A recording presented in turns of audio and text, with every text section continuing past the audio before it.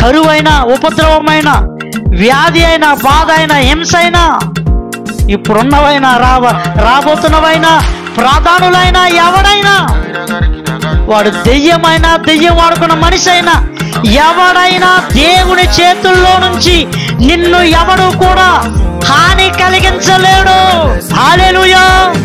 దేవుడు పట్టుకున్న మనిషిని ఆ దేవుని చేతుల్లో నుంచి లాగి కీడు చేయడానికి సాతానుకైనా, మనుషులకైనా, వ్యాధులకైనా, సమస్యలకైనా దేనికి కూడా అధికారము లేనే లేదు.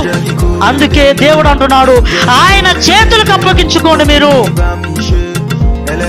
ఏ ఉపద్రవము కూడా మిమ్మల్ని ఏమీ చేయలేదు. అందుకే అంటాడు ఆయన, నా చేతుల్లో నుంచి మిమ్మల్ని ఎవడు కూడా అపహరించలేడు. 100 మంది సెక్యూరిటీ గార్డు పెట్టుకున్నా నీకు అపాయం ఉంది అంటాడు ఆయన. నేను కాపాడకపోతే పట్టణం చుట్టూ ఎంతమంది కాపలా కాసినా ఆ పట్టణాన్ని ఎవడో కాపాడలేడు. నేను ఒక్కనే కాపాడగలుగుతాను అంటున్నాను. నీ జీవితాన్ని భద్రం చేసేది మాత్రము దేవుడు మాత్రమే.